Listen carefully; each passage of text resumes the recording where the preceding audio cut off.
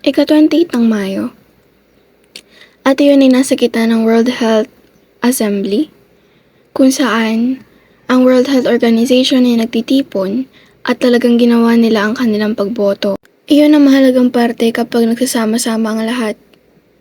Nagawa na nila ang lahat ng kanilang takdang aralin sa buong taon at pagkatapos ay nagsasama-sama sila sa pulong na ito, ang World Health Assembly. At doon sila gumagawa ng desisyon at nililinang nila ito. Ito ay noong ika-77th World Health Assembly na nagsimula noong ika-27 ng Mayo. May ilang mga kagiliw-giliw na pag-unlad na dumating. Mula sa pagpupulong na itinuturo sa orasan, isa sa kanila, ang World Health Organization sumasang-ayon sa mga miyembrong estado ng isang paraan ng pagsulong upang tapusin ang kasunduan sa pandemya. Kaya ang kasunduan sa pandemyang ito ay isang bagay na nangyari. Sa prosesong ito ay na-draft ilang taon na ang nakakaraan at ngayon sa World Health Assembly na ito, pumayag sila kung paano nila isusulong ang mga plano. Medyo matagal na itong pinag-uusapan dahil ang mga bansa ay nagkakaroon ng ilang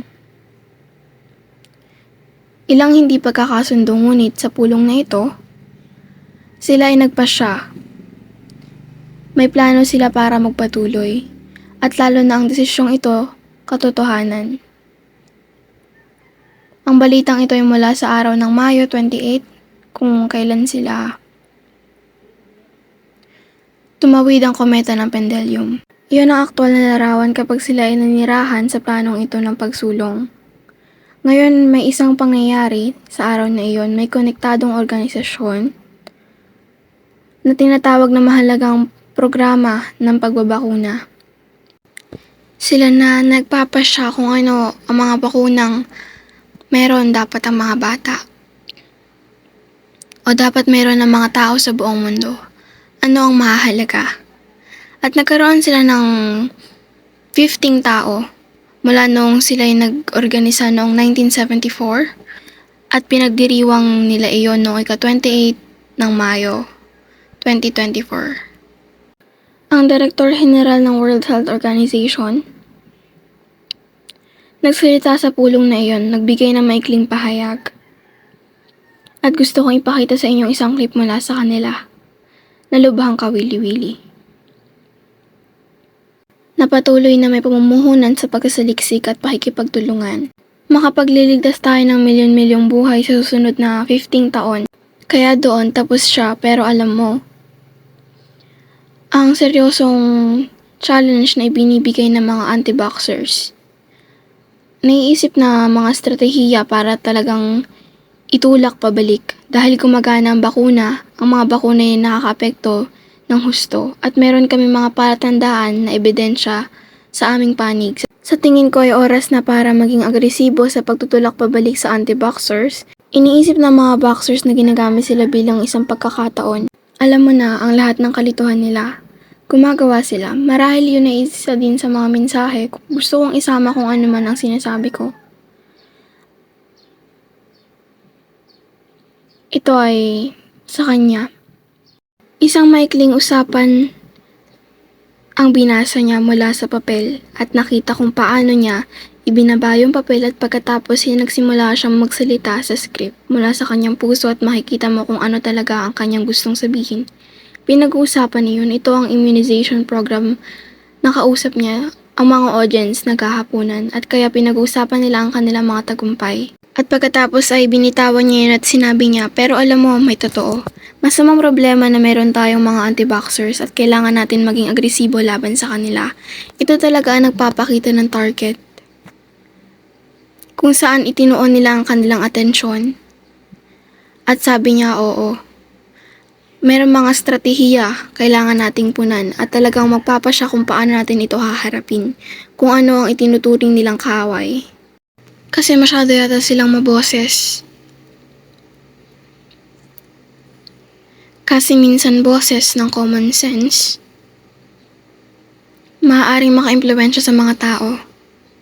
Kaya oo, doon mo makikita kung ano ang maaari nating maasahan sa darating na panahon. At iyon ay nagtatakda ng yugto para sa digmaan. Ito ay isang digmaan ng ating kinalalagyan na nagkakaroon sila ng pagtawag para sa isang sesyon ng diskarte. Kailangan nating umupo at dumiskarte paano natin gagawin upang tayo maging matagumpay sa laban. Tinatawag na anti-vaxxers, pagiging agresibo, o mas agresibo sa laban na iyon. Iyon ay isang makabuluhang pahayag na ginawa niyang nagpapakita kung saan ito patungo at malamang na konektado iyon sa ikatlong aba gaya na nilalarawan sa Biblia. Dahil nakita natin kung paano konektado ang unang dalawang problema, kasama din ang coronavirus at ang tema ng pagbabakuna. Kaya makatwiran kung ano ang darating sa hinaharap. Sa oras na ito ay konektado sa parehong tema pati na rin. Kaya kailangan nating bantayan ito. Ang kasunduan sa World Health Assembly naabot sa malawak na saklaw ng mapagpasyahan, pakete ng susog upang mapabuti ang International Health Regulation. Ngayon ito ay isa pang kinalabasan. Ito ay mula Hunyo 1. Iyon ay petsa ng pagtatapos ng World Health Assembly. Ito ay pagpupulong na naganap sa kabila ng pendulum. Pagmamarka bilang ang komento ay nagpapahiwatig. At ito ay isang uri ng konklusyon. At sa dulo ay pagtatapos ng publish. Sinasabing nagpasya sila sa isang pakete ng pagbabago. Pagpapalakas nila sa mga international na regulasyon sa kalusugan.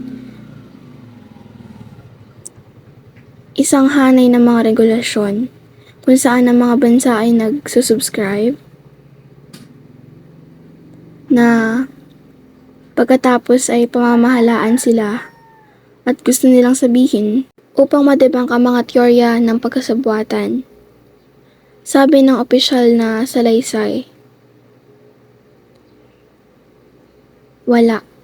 Pagkuha ng soberanya ng mga bansa, ito ay ganap na voluntaryo, walang dapat gawin. Ngunit ang mga bagay minsan sa mga bansa, mag-subscribe sa international na regulasyon ng kalusugan. Pagkatapos ay nakatali sila doon, totoo na hindi nila kailangan, ngunit pinipili nila. At iyon ay maaari nating asahan sa panahong ito. Ay ang mga bansang ito ay nagbibigay ng kanilang impluwensya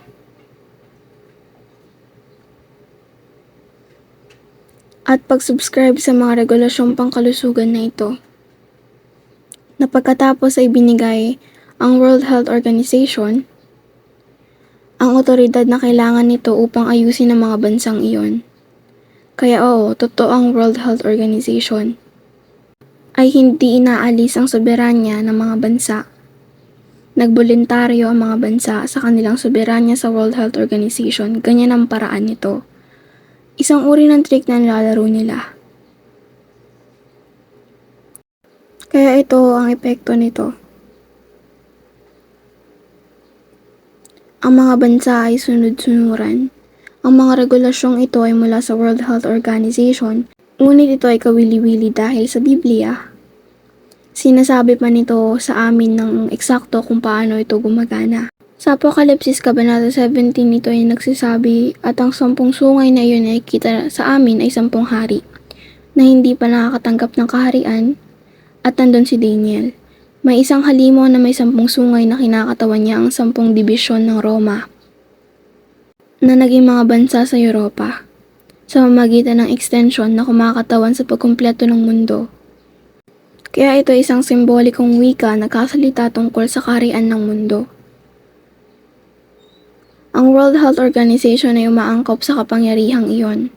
At kaya ang 10 hari na ito ay wala pang natatanggap na kaharian at iyon ay angkop tulad ng United Nations kung saan bahagi ng World Health Organization. Ito ay isang international na organisasyon lamang, ngunit hindi. Wala talaga itong jurisdiction.